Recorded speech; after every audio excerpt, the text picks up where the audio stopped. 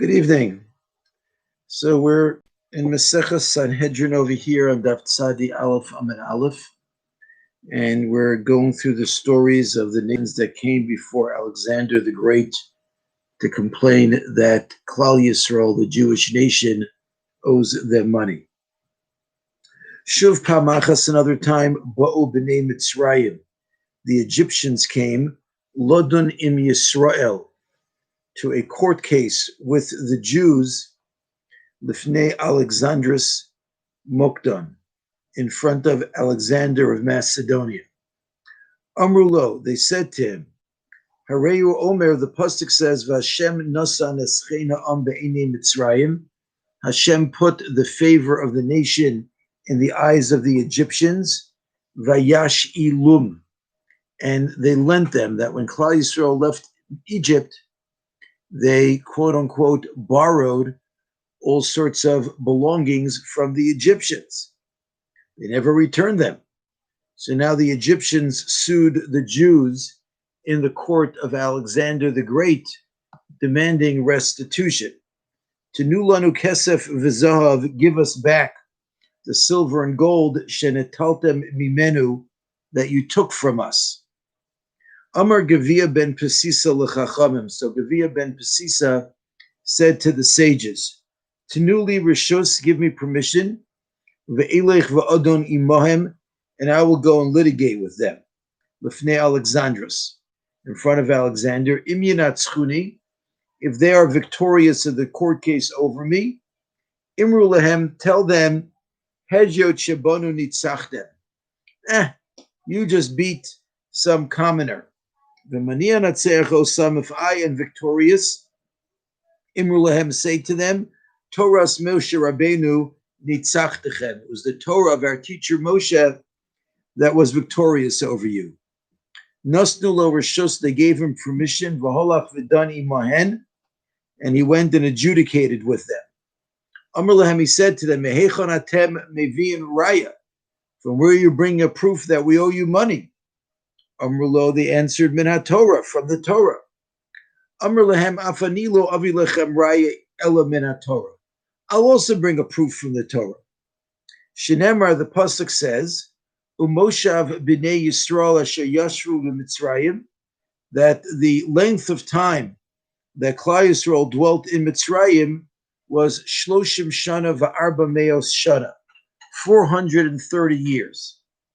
So I'll tell you what, you want your gold and silver back, that's fine, but tnu lanu schar avoda, you should also give us the wages, shel shishim ribu, of the 600,000 people, sheshibad tem b'Mitzrayim, who you enslaved in Egypt, shloshim shana v'arba meos shana, for 430 years.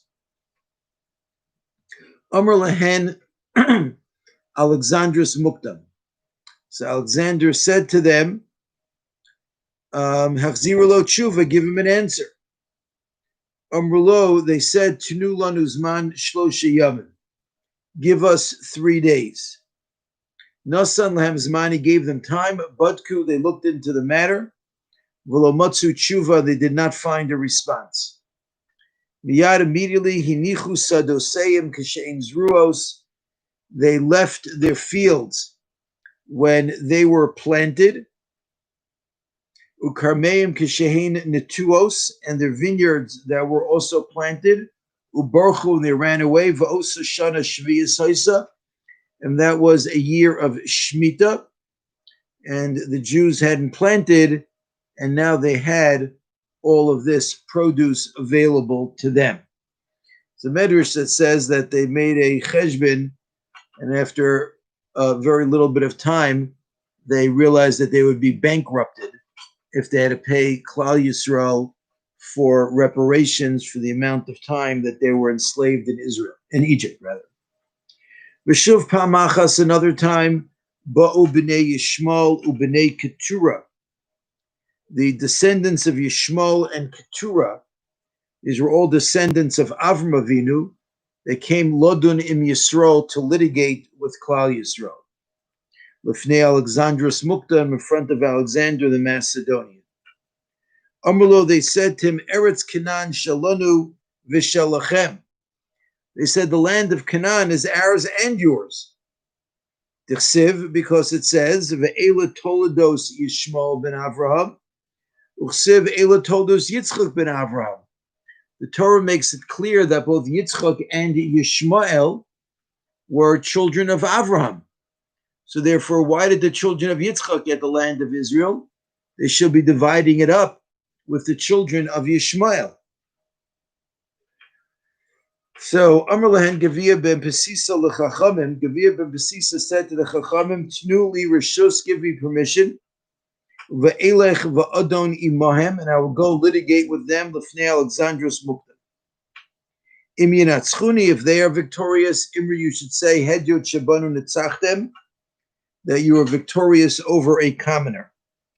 V'mani anatzeach osam, and if I am victorious over them, Imru lehem, say to them, Torahs Moshe Rabbeinu nitzachtechem, the Torah of our teacher Moshe is what was victorious. Nostu lo rishus, they gave him permission. Holach v'dani mahem, he went and litigated with them.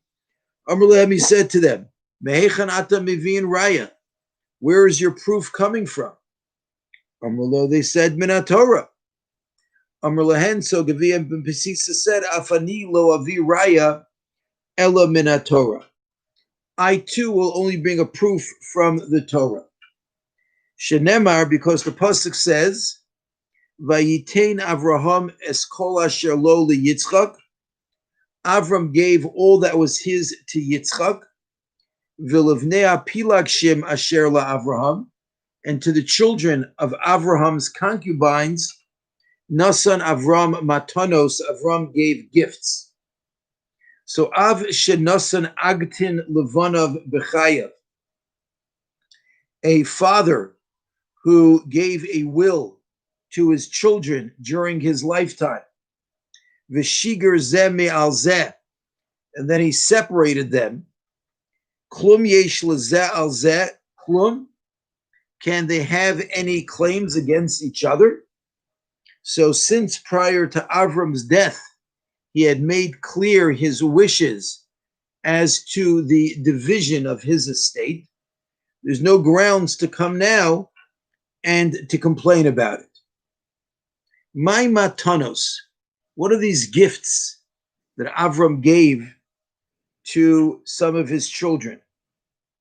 Amar Rav Yirmiyah bar Abba said, the Lamed, it's teaching us, Shemasar lahem shem tuma. He gave them an impure name.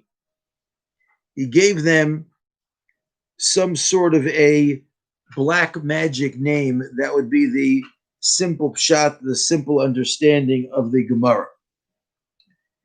So there's a few issues to discuss over here. First of all, why is the Gemara assuming that what he gave them was some black magic name? It says he gave gifts. Gifts could be anything. He gave them fire trucks. I don't know. He gave them jewelry. How do you know what he gave them was a name? So some of the commentators want to explain, because first the pasuk said that Avram gave everything he had to Yitzchak. And then it says he gave to his other children gifts. Well, if he gave everything to Yitzchak, then there was nothing left for him to give to his other children. Unless you understand that when he gave everything, it meant he gave all of his material wealth to Yitzchak. So there was no more material wealth he could give. He gave Yitzchak all he had. When it comes to knowledge he could share. And the knowledge that he shared was this Shem Tuma, this black magic name. Actually, it's brought down in the Sfarim that the Bnei Keturah went to the east. And there are many people who believe that a lot of the Indian mythology and idolatry was a result of this Shem Tuma, of this name of impurity, which Avram gave to the Bnei Keturah, to the sons of his concubine. Others want to explain that what he gave to them was a protection against the shame tumah. Not that Avram himself was involved in black magic. He was able to give that to them. He was able to give them secrets how to protect themselves from black magic. Others say no, it was actually the black magic names, because the Gemara says earlier in Sanhedrin that you're not allowed to practice black magic, but you are allowed to study it to understand it. And therefore, Avram, who was the big fighter against Avodah Zarah, against idol worship, so he was a big expert in those matters against which he was fighting. Finally, some also want to say that the word pilagshin, concubines, in this pasuk is missing the yud. And if you could read it as Peleg Shem, which means Hashem gave them a partial name, because the Shem Tumah, this impure name of black magic, where that emanates from is someone who has some connection to the spiritual knowledge, but is lacking the full expression of it. That's where you end up with a Shem Tumah, is really a bastardization of the holy name. So when the pasuk says he gave a half name, the idea behind that is he gave them these names of Tumah. Thank you for listening. Have a very good evening.